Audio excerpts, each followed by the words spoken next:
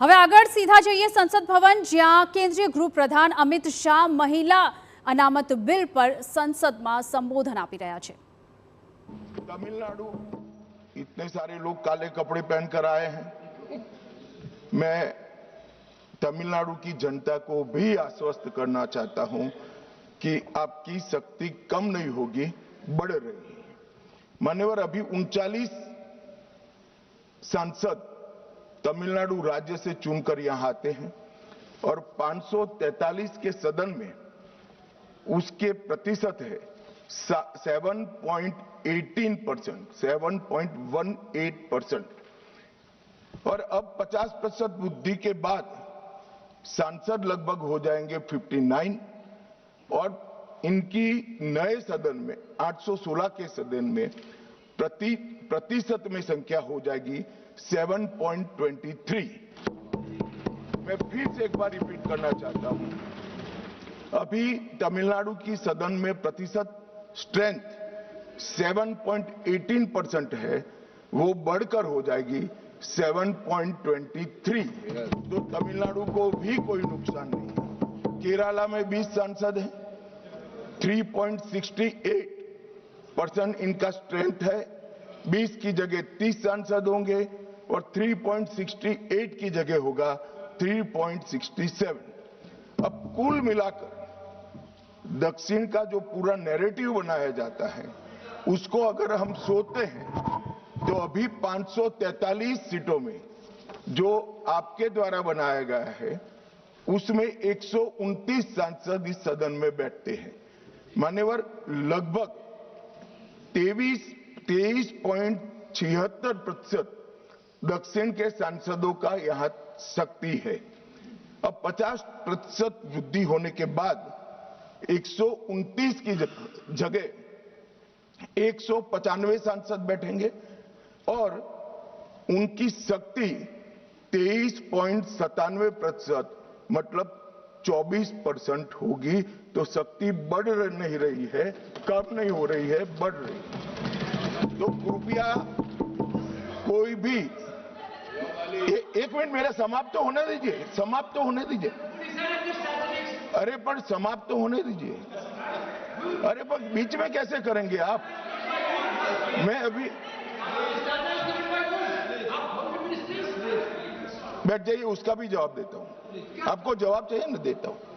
मान्यवर, कृपया ये बिल के जो इंटरप्रिटेशन है, इसको अधिकृत रूप से बिल को पायलट करने वाले मंत्री के रूप में मैं इस सदन के सामने रख रहा हूं।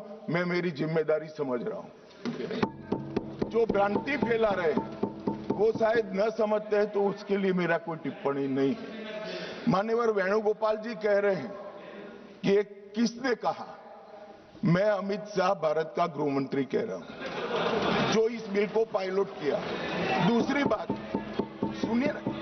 सुनिए ना, बिल में कहां है और कहां से ड्रॉ कर मैं आंकड़े निकालता हूं।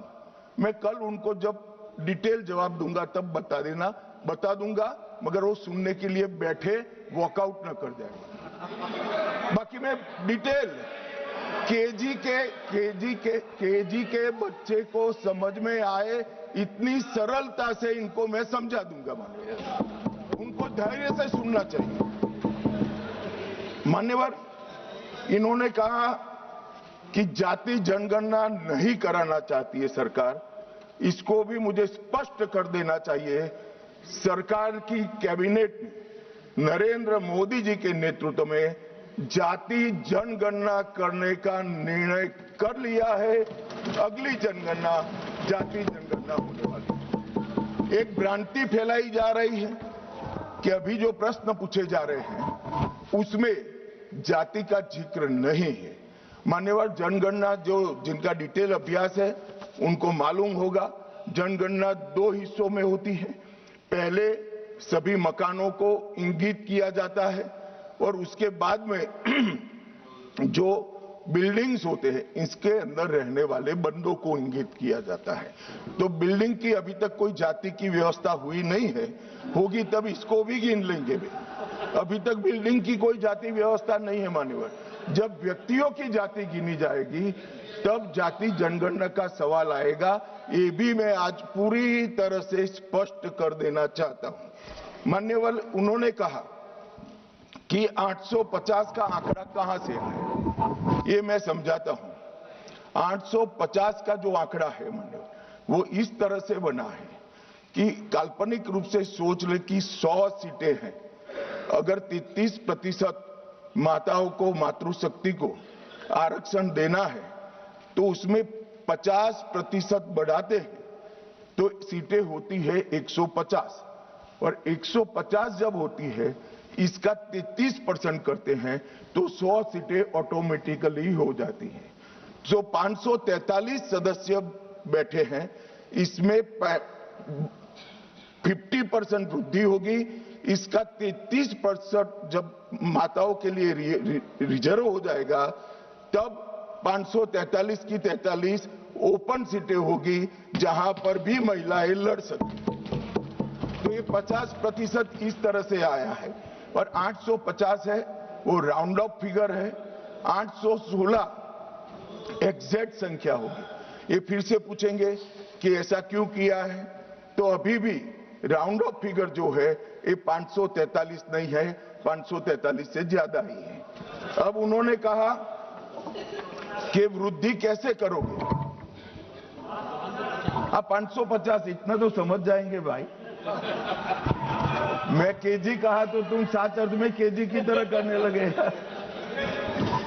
मान्यवर, इन्होंने कहा कि ये बिल में लिखा नहीं है। सांसद ज्योतिमणि और दक्षिण के कई सारे सांसदों ने कहा, मेरा कल समय ले ले, मैं पढ़वा दूंगा। वैसे समय लेने की जरूरत भी नहीं है, कल मैं सदन के सामने ये डिटेल पूरा देश समझ पाए इस तरह से समझा दूंगा। मान्यवर, डीलिमिटेशन कमीशन का जिक्र है कि डीलिमिटेशन कमीशन में आप आपके लोग बिठा दोगे, ये करोगे, वो करोगे।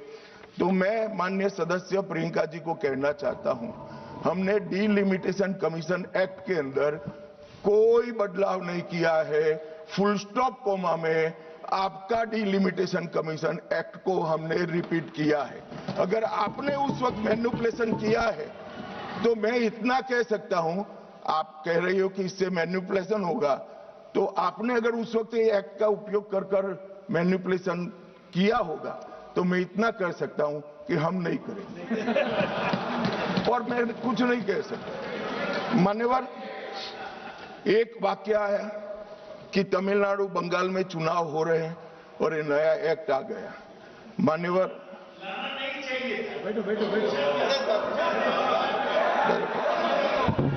मान्यवर, मैं स्पष्टता से कह देता हूं कि ये डीलिमिटेशन कमीशन की जो रिपोर्ट तभी लागू होगी जब पार्लियामेंट इसको स्वीकार करके करेगी और राष्ट्रपति महोदय इस पर अपना मंजूरी का मोहर लगाएंगी। तो ये 2029 के पहले होने का सवाल नहीं है। 29 तक भी जो चुनाव होंगे वो सारे पुरानी सीटों पर ही होंगे, पुरानी व्यवस्था में होंगे। तो अखिलेश जी को भी डरने की जरूरत नहीं है। यहाँ 27 की बात कर रहा हूं, यहाँ हालांकि वो जीतेंगे नहीं, वो अलग बात है, मगर डरने की जरूरत नहीं है। यहां पर कहा गया कि सत्ता बनाए रखने की लालसा में ला गया है। मान्यवर, ऐसा जो लोग कहते हैं कि कुछ नेता 130 करोड़ की आबादी के जनमत को मैनिपुलेट कर सकते हैं, वो हमारी शक्तियों के आकलन बहुत ज्यादा कर रहे हैं। हम तो उस बात में मानने वाले हैं, लोकतंत्र में सत्ता नागरिक के वोट से और नागरिक के दिमाग से ही तय होती है। राजनेता, राजनीतिक पार्टियां नहीं कर सकती। 130 करोड़ का जनमत कौन मैनिपुलेट कर सकता है ऐसा? और अगर कर पाते तो हम तो जीतते ही नहीं। आप सत्ता में बैठे थे, हम कैसे जीतते? मान्यवर, इमरजेंसी डाल पर भी डालने के बाद भी जनमत मैनिपुलेट नहीं होता है, इस देश का इतिहास है। और जहां तक लोकतंत्र को खत्म करने की बात करी है, मैं भारतीय जनता पार्टी के कार्यकर्ता के नाते इस सदन में एक सांसद के नाते कहता हूं, किसी की भी ताकत नहीं है इस देश से लोकतंत्र को खत्म करने की। जिन्होंने प्रयास किए हैं इमरजेंसी के वक्त, जनता ने उनको खत्म कर दिया था, लोकतंत्र को कुछ नहीं हुआ। और मान्यवर, लोकतंत्र इस तरह से खत्म नहीं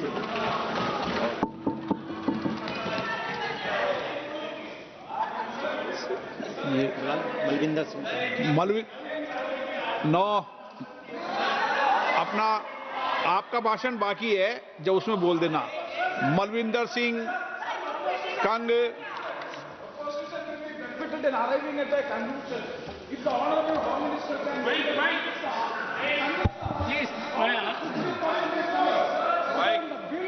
Please, on the mic.